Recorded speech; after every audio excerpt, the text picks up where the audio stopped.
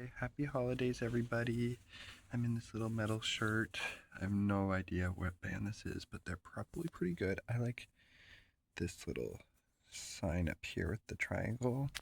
It's like this tattoo I have next to this temple. Oh my god.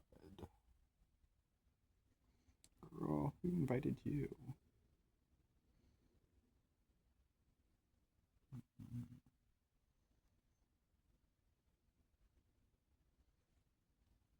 Ew. Okay, she's been dealt with. Destroyed. So, I just wanted to talk about this idea I had where, like, um, I don't know. So basically, like, you might have something in your home that is from your grandmother, or something you found that you think is older from the 60s, maybe, right? Or from the 1800s, or the 1930s or 1920s, right? And just like how impossible it is for someone to have something like that, I think is just so beautiful because it your current possession relies on so many probabilities. Your house never burnt down. The store that sold it didn't break it. That the person who bought it brought it to wherever you are. Like, like if you live in a little tiny town and you have your grandmother's coat that she bought in New York, like you are so incredibly like the possibility that your grandma even went to New York back then and had the money after even getting her butt there to get a fur coat, magical.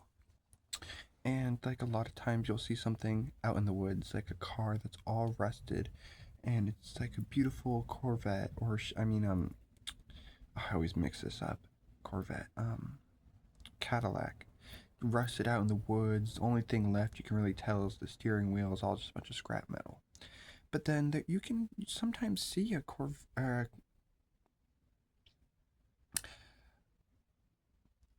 just said it, a Cadillac. You can sometimes see one driving down the road. And what's the difference there?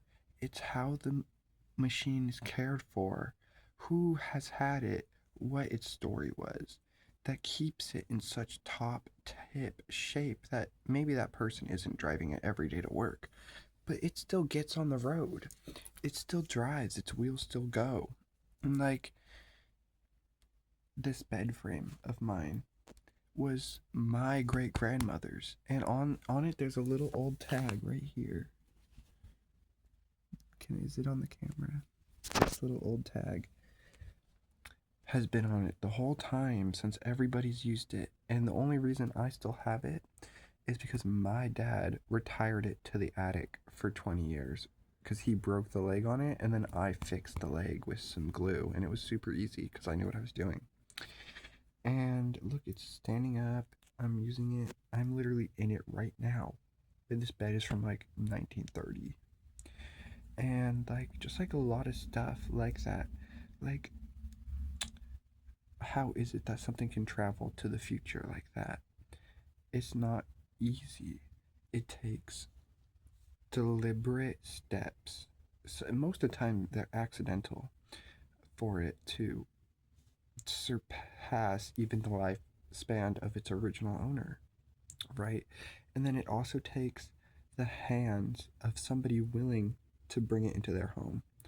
And I think that is so beautiful. It's like sometimes I feel like I'm on a ship and all these beautiful things are lost at sea, and I have like my little net, and I'm like, come on, I'll save you, come here, come to me, baby, I love you. And it's like this antique cow. Actually, I don't know how old this is. Mm, it says made in Korea, so if you know anything, you know what that means. And just like, so a lot of these stuff I care about, like I have an old stuffed animal collection up here. Let me see if I can get it.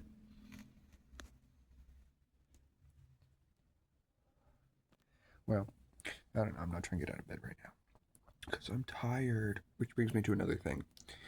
Sometimes something like a car gets ridden for a million miles. Do you know what that car looks like when it's on its 999th mile? Or 999,999th mile? That thing looks rough. And it's like, so yeah, sometimes if you sit in a chair every single day from the 1800s to 2000, that chair is not with us anymore. It's gotta be made of like concrete or stone, because some things they just can't take everyday wear and tear either. Which is another thing, about having stuff. Like, not everybody's willing to have something or to hold on to something if they're not gonna be able to use it every day, right? Like a pillow. Like, I have a lot of old school pillows that I really like, but you know, a lot of people don't have an attic where I'm sure a lot of these pillows went. Cause like my mom has pillows in her attic that are older. My grandma had stuff in her attic that was older, and it's just like there's a lot of different complexities that can make something survive so long, and there's a lot of obstacles: dogs, kids, fires, flooding, um, construction, mud. Things get buried all the time, and it takes someone with a metal detector or like luck, fate, to bring that girl out of the dirt. It really does. And I just was thinking about just how beautiful this is. Like, how many hands does it really take to get something to somebody, especially with these older kind of things like vintage antique items, right? Because you don't only have, like, even with modern products, you have this, like, all the hands it takes to get it to the store: the designer, people funding it, the factory workers, the people shipping it, the store people putting it up, the person that checks you out for it, right? That's just the initial purchase. And then add 80 fucking years of her running around, living her life. Like, so a lot of people don't think about that. Like, you might give personality to an object, like, oh, like, look at her, she's so little, and it's like a little teacup, right? Like, she's so cute. It's a chair, it's a desk, right? But these items really do go around living their own individual lives, except those all depend on the people and the forces that it's at the mercy of. And I was just thinking about this, and it's just like beautiful. It's like a play that none of us are really observant to, except for our own individual like experiences with something, right? Like, I only know the story of this bed frame as far as I've been able to see it. Like, I used to see this in my attic all the time whenever I'd bring out decorations or put something up there for my dad. And then when I moved out, I was like, I want to take it with me. I want to give it some life. Like, I hate seeing her up here all dusty, all sad, all forgotten. And so, on part, my dad was willing to keep it in his attic. And the second he put it up there, he didn't want to take it down. There's too much effort. He's not going to throw it out now that it's in the attic. And also, it's from his grandma. Like, he's got that emotional, sentimental value with it. And then I see it up there, the next hands for it to be taken onto. And I say, girl, get in my bag. You're coming with me to my new home, because your story isn't over. And how it can take even more hands. And so, like, somebody buying something, somebody who owns it, the people who get it after, the person that takes it with them, and just like how things can just run around like this. Because it's crazy. Like, I don't know how long my great grandma had this. She didn't always live in that house, right? And like, let's say my parents had decided to move out on their own and they didn't stay at that house forever, then this probably would have gotten lost in the shuffle. Like, a lot of things get lost in a good shuffle. It's just part of shuffling. Anyways, I was also thinking about this and kind of how it can relate to people. Like, my grandma was born in the 1930s, and for most people that they're not around anymore. But I honestly meet a surprisingly large amount of people who either reference their grandma to me, or I meet the actual grandma herself. And I always try to be so nice and so respectful because it's such a blessing. I'm like, girl, Oh, who are you, honey? We're about to have a 5-minute conversation. Yes, we are. You can't run away. I'm about to talk to you, honey. Oh, yeah. But to ask you, like in my town, sometimes I'll ask people, "Oh, do you remember when there was orchards here?" Or I'll like throw something out. They'll be like, "Oh, how was your day?" And I'm like, "Oh, good. Yesterday I got some fabric, so I got to sew. Like today, right now I'm sewing." And sometimes that's a little hook that an old person can grab onto and be like, "Oh, I love sewing. Oh, I just went out to this store and got something. Oh, I remember all the orchards, and it's so nice. I like love that stuff." Mm. Anyways, back to people. It was making me think about people and how most of the times when you hear about someone who's super old, they'll usually say something along the lines of like, "Oh, I've never drank. Oh, I've never smoked. Oh, yeah, yeah, yeah." But I know 80-year-old men that chug down cigars and have a little tobacco pipe. Now, it's definitely never a good a good thing to do. Because like, listen to me. Woof. But I was just thinking about the passage of time and like how when you really do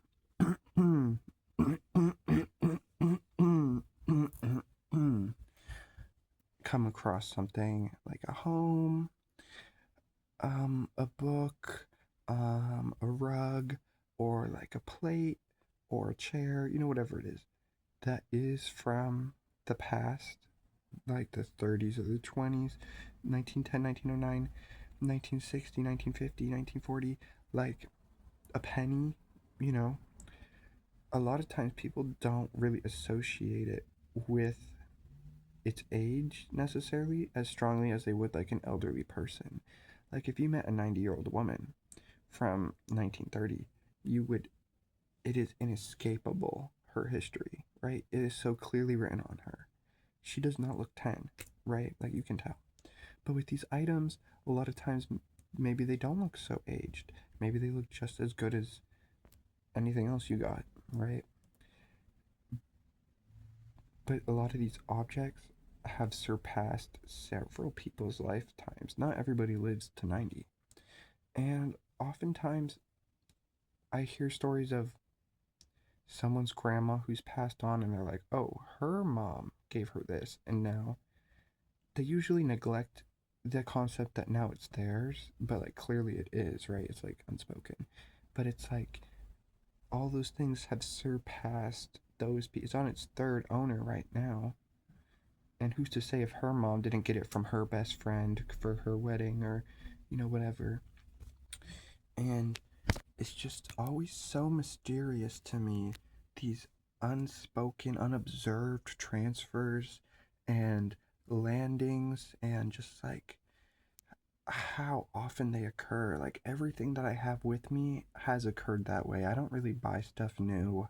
I'm very lucky. I get a lot of stuff for free, or I can get some stuff for pretty cheap at the thrift. I love the thrift. Whenever I have a job and I'm like make a really good paycheck, I take my little butt down to the thrift store. Yeah, because it is a little expensive. Like I do be spending $70 when I go there because they got such good stuff. Because I be traveling to get to the good one. I don't just settle for the close by lame ones. The thrift store that's closest to you is never the best one. You need a hike. It's going to take 2 or 3 hours out of your day to get to that girl. And for me, that looks like taking the bus and walking.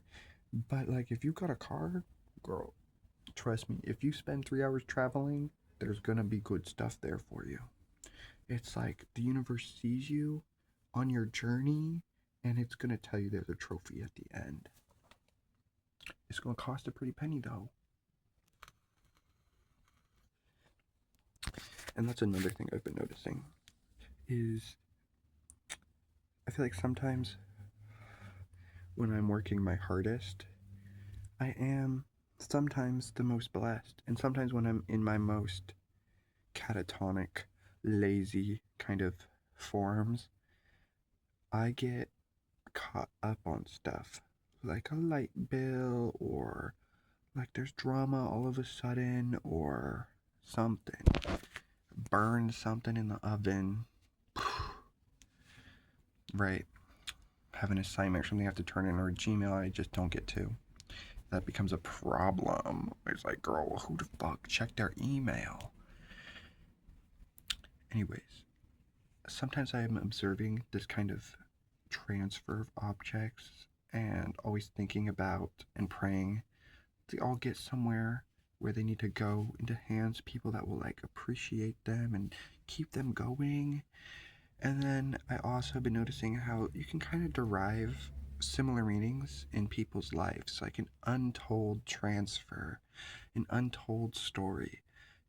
Because most times stories are objective based. Like, I won the lottery, I bought a house, I, whatever it is, I drove to work, right?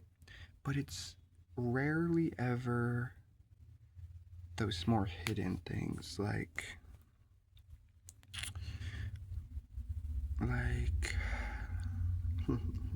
this could sound a little crazy, but like the hidden kind of things, like you didn't do something in the past, like, I don't know, go on some crazy hike and die, or fall into a manhole, or like have a heart attack, or an operation you had went really, really successfully, and now you can partake in future activities, right? That you really enjoy and you really pull happiness, like a lot of your life from, right? And just like these like transfers of stuff, like even with yourself, like moving to a new city, it doesn't just, a lot of times people can just see the surface of that, just hear the words, but like I just moved to this new city and now I'm partaking in all these different abilities, places, experiences that are unaccessible to where I'm from. But where I'm from, they have a really big music scene, so I haven't been to any concerts because all the concerts here are like $45. But they have a giant opera house, which I'm trying to get my butt to. Like, it's the oldest opera house in California. Well, let's go. Definitely want to be there one day. And I don't know. It's a little troubling because I'm not gonna. This would be like an hour video if I talked about everything I was thinking about. But sometimes the things I think about, I'm very troubled by.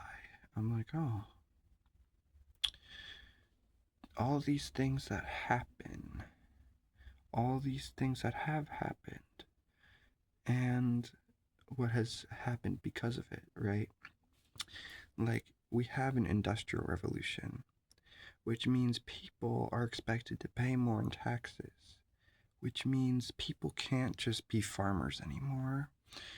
We introduce sharecropping, even to a stronger extent. There is no liberty to tend to your flock anymore. And then now we're not in an industrial revolution.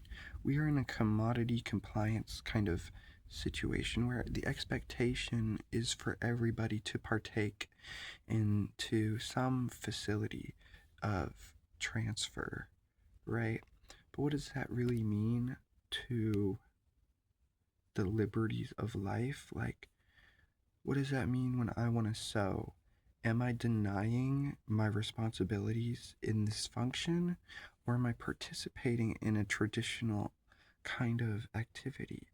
I feel like a lot of times the future will fight with the past in a way like that, where now you're expected to maybe wear business casual Chanel, Lululemons, Adidas, Nike, kind of like the expectation for your wardrobe.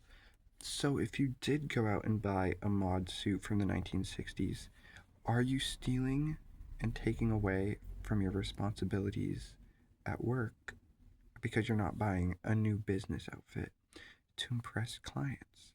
And it's like a lot of times I see this kind of pattern of fighting. Like, I've been having to buy very mellow clothes when I go shopping because all my clothes are like divalicious, and the city I live in now, it is not a safe city for a guy with long hair to dress divalicious. Even though I'm all cute, especially my little diva clothes. but it's just not gonna fly. It's not gonna fly. And sometimes it's just very strange. All these different things, they all interact and they all kind of build upon each other. And I feel like they all create a path to something, even though I think all of us casual, normal people do end up perishing and not doing really anything at the end of our book. Because none of us are really Henry Ford or the Gucci family or Ariana Grande. Like, you never really get put on a stage. No one really ever reads your book. No, you don't really get an award that means anything. And it's always very like a plateau. Like, you might climb a rock, but you keep walking. And so I feel like, does any of the kind of like pontification really even amount to anything when in the end you will just be in a double wide? It does, I don't know. And by double wide, I don't mean trailer, I mean you and your man stuffed in that freaking mausoleum. Alright.